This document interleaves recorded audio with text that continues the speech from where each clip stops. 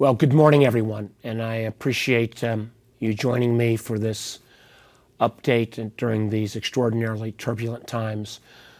Before we get to questions, I want to make a couple of comments. First, I hope all of you and your families are safe as we go into, I'm not even sure what week number we are in terms of grappling with the COVID virus, and I want to come back to that in a moment. But I want to start my comments by addressing the murder of George Floyd by police officers in Minneapolis. I think all Americans were shocked to see that video and to see that type of action still being perpetrated against disproportionately Black and brown Americans. I think ought to concern and must concern all of us. This murder was not isolated, followed other killings recently in Kentucky and in Georgia. And I think for an awful lot of Americans, particularly Black and brown Americans, but Americans of all backgrounds, this plea that says we've got to have justice is a plea that has been long ignored. To think about this kind of violence coupled with a COVID disease that is again disproportionately hit African American and Latino communities across our country and across Virginia has resulted in a level of economic harm that's unprecedented. 40% of Americans that make less than $40,000 a year have lost their jobs. 50% of African American males in America have lost their jobs. 42 million Americans, with the new numbers today, have filed for unemployment.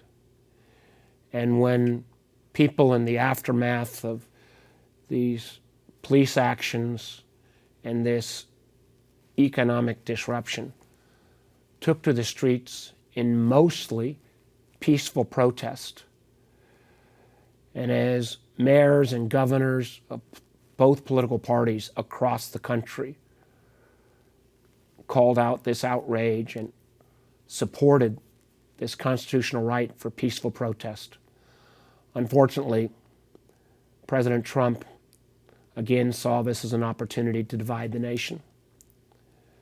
I think what happened the other day, where the president used force, gas, to disrupt peaceful protesters, to basically go do a photo op in front of a church in Washington, a church where Lisa and I got married 30 plus years ago, was stunning. The fact that he manipulated the Secretary of Defense and the chairman of the Joint Chiefs and used them as tools for his photo op was disgraceful. Our country deserves better than this. In a moment like this, our country is looking for leaders that provide empathy, but also offer solutions rather than simply empty words of thoughts and prayers. That's why I'm working with Senator Cory on a comprehensive federal criminal justice reform program, something that, again, is long overdue and needs to be done in concert with actions taken at the state and local level. It's why I've taken the lead, my background as a governor and as a business guy, to say we need to make sure that these communities of color that have been so disproportionately hit have the kind of economic support that they need. So I'm working on a plan right now with the Secretary of Treasury and others to provide unprecedented levels of support to Black-owned banks, to other minority-owned institutions, to community development financial institutions, to make sure that we can get real capital that can get into these communities, particularly as we move into the third and fourth quarter as some of the COVID federal relief starts to tail off. How do we make sure that those businesses that have been struggling, many of which are going to have a real hard time coming back, can get the financial assistance they need to make sure that we can bring up these unprecedented levels of unemployment, again, disproportionately in communities of color. There's a host of other items that I and others are working on here, and it's my hope that the Republican leadership, and Senator McConnell in particular, will realize that simply punting on further economic and other relief to both the COVID crisis, the economic crisis, and the need for meaningful criminal justice reform, that we can take up these issues on the floor of the Senate rather than simply taking up partisan political appointments that frankly do a disservice at this moment in time to the history of the United States Senate. Now, in that vein, next week there is some good news coming from the Senate. Leader McConnell has agreed to put forward a piece of legislation that I've been working on, the lead sponsor on for the last 3 years, that says let's go out and revitalize our nation's parks. We have a $12 billion backlog on maintenance at our parks, our parkways. These are national parks, the Shenandoah Valley. Think about the park, Yorktown, Colonial Parkway, George Washington Parkway up in Northern Virginia, host of our battlefields. Maintenance at so many of these facilities is really dilapidated, $12 billion in backlog. I've been working on this legislation that would provide half of the backlog would be taken care of in the next 5 years. In addition, we've coupled that with a great deal of funding for the Land Water Conservation Fund to make sure that our public lands are both acquired and maintained. This legislation, which will come to the floor next week, is the most significant piece of environmental legislation in 50 years. And I'm proud to say that we have overwhelming bipartisan support. And while I disagree with the Trump administration on many things, I'm proud that the administration is supporting this effort as well. So even in the midst of this crisis, I think it is so important that the Senate demonstrate that it can come together on needed infrastructure investment. This Parks and Land Water Conservation bill will provide over 100,000 jobs, and we need to move forward and pass this quickly and, again, in a strong bipartisan way. Then the House will act, and we need to get this legislation to the President, I hope even before the July 4th recess. In addition, as I mentioned, we still are struggling with the coronavirus. Finally, we're seeing Virginia move to phase 2, most of the state, not Northern Virginia and Richmond, but the rest of the state. We're seeing our testing numbers improve. But one of the things that we also need to be focused on is, I think, the federal government's response on the question of PPE, the gowns, the gloves, the masks that now become part of our daily life, was incredibly slow and haphazard. I think there's been an equally slow and haphazard response on testing. Both of those are getting better. But we need to make sure now that as we move hopefully towards a vaccination, that we look at both domestic supply chains and we make sure that we have a fair distribution of those vaccinations when they come to pass. One of the things I've been working on specifically is making sure that the drug companies appropriately have testing pools that, again, look like the makeup of folks who are getting disease. In Virginia, for example, close to 50% of those folks who've gotten sick are Latinos, yet the Latino population only makes up about 8% of our state. And in terms of Latinos participating in vaccination trials, it's down around 1% to 2%. Similar numbers, not as extreme, take place in the African American community as well. If we're wondering why people are saying enough in terms of police violence, enough in terms of economic disparity, we only need to look as well as the disparity that's taking place within our healthcare system in terms of delivering both the needed medical support and then making sure that we do the vaccination system in a right and correct way.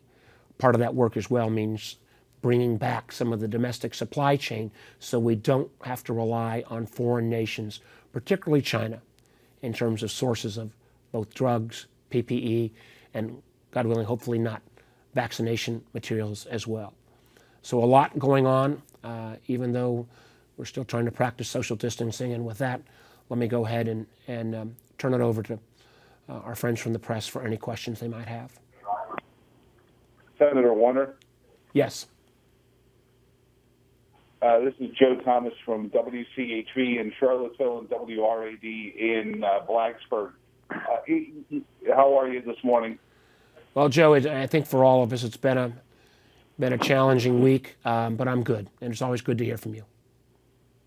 Given the amount of time that you've spent, and in your statement, you took a couple of opportunities to take a pass at Leader McConnell and President Trump. So I wasn't necessarily going to take this tack per se, but I wanted to ask, with your time in the Senate and your time as governor, if the messages from the protesters are we've been ignored too long, what role does your involvement in government and leadership play in their feeling of disenfranchisement? Well, I think all of us, I don't care what our partisan background is, needs to hear the voices of Virginians and Americans who clearly, many feel that they're at the breaking point. Many feel that whether it's our system of justice or sometimes the messages that have come from this White House, are they going to be protected? Is this system going to keep them safe and secure? And, Joe, as we've talked many times on your show, I take an enormous amount of pride in the fact that my whole career as governor and as senator has been about getting to yes, forging those bipartisan compromises where you actually get things done.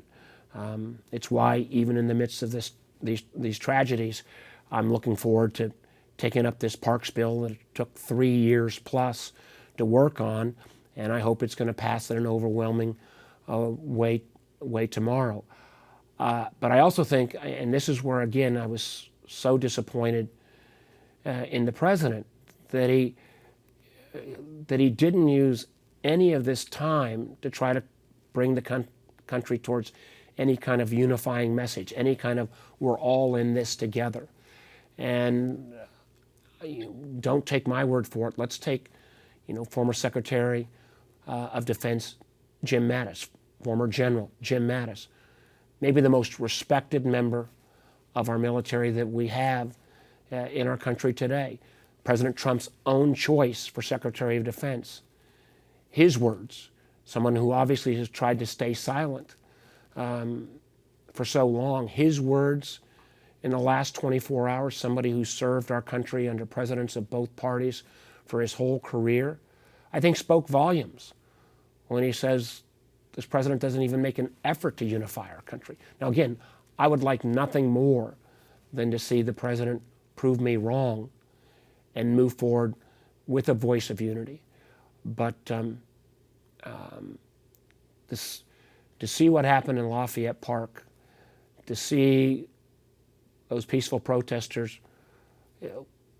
pressed away with police officers and others simply so the president could do a photo op, I mean, that's not how law enforcement, or Lord knows that's not how our military should be used during these challenging times. Well, I just meant in your time. I mean, are there things that you wish you had done as governor or senator that have, could have, moved the position of the poorer communities, Black, Latino, and white, to a point where they don't feel so disenfranchised? I think that any elected official at any level that can say there's not more they could have done to diminish economic disparity, both racial economic disparity, regional economic disparity. Joe, spent a lot of time trying to make sure that, whether it's through broadband deployment and others, that South Side and Southwest Virginia aren't left behind. there are too many of our fellow Virginians and too many of our fellow Americans that feel like they're left behind. And I hope all of us, both who are currently serving and any of us that aspire to serve going forward, will take these messages to heart. And I think there's a lot of this we can do, and again, in a broadly bipartisan way. I don't know a mayor or governor around of either political party that hasn't in the last week been trying to reach out to disadvantaged communities to see if they can make things better. And can we all do better? Absolutely. Should we all make sure that when the protests end that we don't lose that focus? Absolutely. Okay. Thank you. Hi, this is Senator, Mitchell it's Miller. Mike Gooding down at Channel. It's Mike Gooding down at Channel 13, Senator. Hey. Quickly about General Mattis, Secretary Mattis. You saw Trump's reaction. He said, "Well, Mattis is overrated, and I didn't like him much anyway." I want to know what you think about that reaction, and then also about Trump's continued insistence that he can invoke the Insurrection Act of 1807 if he feels like it, and send the active military into the cities to do police work. Well, President Trump's reaction to General Mattis's comments and other military leaders' comments is typical. It's petty, and it is not the actions that you would expect coming out of the office of the President of the United States. And the thing that is so unsettling, I think, for so many Americans is this president's constant disregard of the law, of the rules, his claim that he can use the Insurrection Act. That's not my reading of the law. I'll leave it to legal scholars. But again, what we've seen time and again is this president make threats, most of them that are not based in fact or law. Yesterday I had the OMB director at a hearing, and where the president had threatened to cut off support to states that would try to institute extended absentee voting. He threatened the OMB director, asked if the OMB director took any action. He said no, he didn't take any action.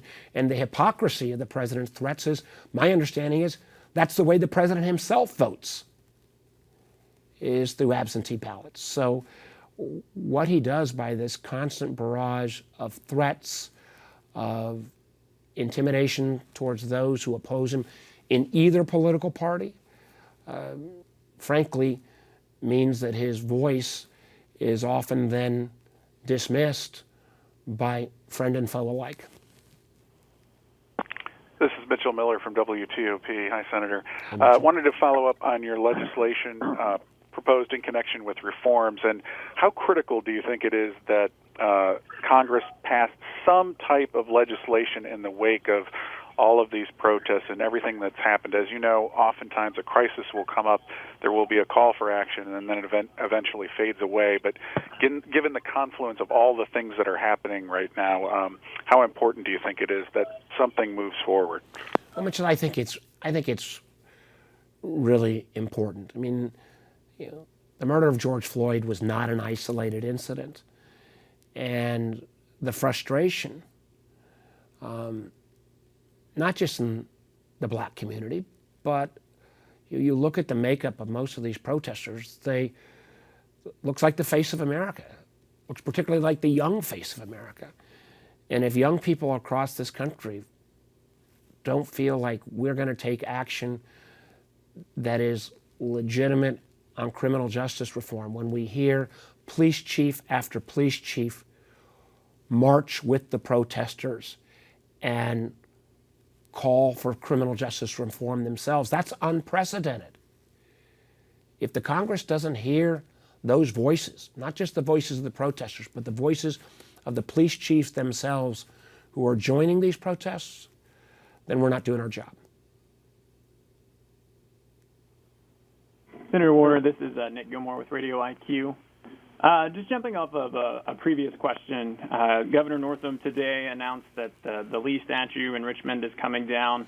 I was just wondering, as a former governor, why is it taking this long for that to happen, and do you regret not making that decision yourself? Listen, I'm not going to go back and relitigate every item. But I think in light of the moment, this has been left to the local authorities, is what the state legislature acted. But I think the governor, and now it appears the local authorities, I think it's time.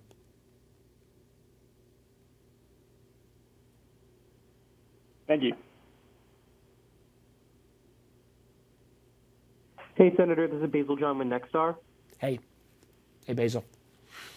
Hey, so I just have two questions for you. First one, I want to ask you about the work that you've been doing, especially with the letter to the CDC on pediatric immunizations, and then I'll ask my next question after that. Yeah, I think that the challenge is when we've been through this shutdown period, we've got a whole lot of parents that were afraid to go to the hospital or afraid to go to their doctors. And so you've got a whole cohort of kids that didn't get vaccinated. And I think it's really important that we do more outreach to get these parents and young infants back into the doctor, back into the hospital to get those immunizations. I think it's really important that we almost, I would urge, have at local levels, some level of them was public service campaign to say, whether it's immunizations or whether it's you've got a chronic illness, the hospitals are open. We need to get people back into those. Not only in terms of the fact that I've seen data that says, when they cut back elective surgeries, we cut back non-COVID ER use was down, I think 42% in most of our hospitals across Virginia. That both creates a financial crisis for the hospitals, but it also creates a healthcare crisis if you've got kids that aren't getting immunized, or you've got folks with high blood pressure, diabetes, other chronic illnesses that aren't getting their regular medicines. So I think CDC needs to play a role, I think, as well. All of us at the local community needs to play a role to do, in a sense, a public education campaign to say you need to make sure that you get, if you've got a healthcare need, that you get that healthcare need met. And I know our docs and hospitals are ready to provide that service. Last question I have for you is in regards to sorry about that. Last question I have is in regards to the stimulus payments that are going out in the form of debit cards instead of going out in checks. I know that there's some work going on right now in Congress to help attack the issue of frauds and scams that are targeting a lot of the older community. So I know there's a lot of your constituents are of the older demographic in Virginia. I just want to know your thoughts on taking care of those people who are trying to commit those scams and frauds. Yeah, I think we've got to have thorough oversight of these programs. I mean, we put a lot of money out very quickly. I think 80 cents, 90 cents on the dollar got to the right folks. But when you put out this much money, and we've seen that potentially in scammers who are trying to attach or get people's checks, we've also seen it in some of the companies that got PPP money that were either large public companies or companies that didn't have any economic loss that we need to have oversight on. And I think the idea of using debit cards or other electronic transfers, I mean, those systems are much more effective. Those systems have a much better audit trail. Why shouldn't the government also use 21st century technology if we can have better financial protections? And frankly, the government's been usually pretty slow on that. I think we need to lean into it. I think whether it's direct support, I think whether it's a question around the food stamp programs, using more modern technology that has audit trails makes economic sense, it makes business sense, it makes sure the dollars get to the people who are really in need. Let me also mention, I should have mentioned this at the outset, that one of the things that the Senate passed yesterday was the extension of the PPP program. PPP program, small businesses, over $600 billion. Historically, that's one of the largest programs the federal government's ever put in place. But the initial plan that said you had to use the money only over 8 weeks, well, a lot of businesses still haven't been able to reopen. So the idea that you had to use that money when you were not open made no sense. So The fact that that passed unanimously yesterday in the Senate, that will extend out to December 1st for any kind of 24-week period, that will allow some of these businesses to use more of these funds for overhead, so to make sure that as they reopen, they've got a business to go back to, I think was smart. Didn't get a lot of attention, but it's something that was very meaningful, and even with all the challenges, showed again that, at least in this case, the Senate rose to the occasion and passed that in a unanimous bipartisan way. And do you think there should be harsher punishments for anybody who tries to commit any acts of scam or fraud with any of this COVID relief payment? If there are, I'm not sure that the question ought to be the harshness of the penalty. I think the question ought to be, we ought to make sure that we can show that law enforcement and others are enforcing the rules, that we find some of these perpetrators and prosecute them. And I think that would send a really strong message that if you're ripping off, whether it's a senior or whether you're ripping off the federal government in terms of taking funds for PPP that you shouldn't have, there's going to be consequences. Thank you, Senator. Thank you. Senator Warner, this is Tom Burr at WSLS News. Briefly on the monuments again, this has been a divisive issue in the state for quite a while. What message would you like all Virginians to get from the decision to remove the monuments? I think when so many of our fellow Virginians are in such pain, anguish, and feeling that they're being left out, that these symbols that are part of our history, that it is the time to take them down. My hope is as well that we can, community by community, can figure out, as some communities have, where they ought to be placed in some level of historical context. And I think the vast majority of Virginians will understand that, and I think Virginians are ready to move forward. This is Sarah Dignan from WRIC in Richmond. Senator, what do you think is next for Monument Avenue in Richmond? Do you think that this is just going to be the first of like a trickle-down effect? Like, are we going to see the rest of the monuments go too, do you think? Listen, I was proud to live in Richmond for the 4 years that I was governor. I think Richmond has become an extraordinarily exciting city, with a great art scene, restaurant scene. It combines its rich history with, I think, a really forward-leaning future. But I think it's probably best to let Richmonders decide, what the future of Monument Avenue looks like. And in a community that, prior to the virus was hitting on so many cylinders in so many positive ways, I think Richmonders will sort that out. Thank you. Anyone else? Well, let me just close with one thanking you all, and just close at the end. Virginia and America is going to get through this. We're going to get through the virus. We're going to be able to have the economic revitalization that we need. I hope and pray, to the earlier question, that we're going to be able to, out of this tragedy of George Floyd's murder, that we're going to be able to restore the kind of trust that every Virginian will be treated equally under the law. And we're going to need people of goodwill with different opinions to get to that consensus. And the thing that I find sometimes, as many of you know me, find frustrating up here at the Hill sometimes, is that there's always a reason not to do something.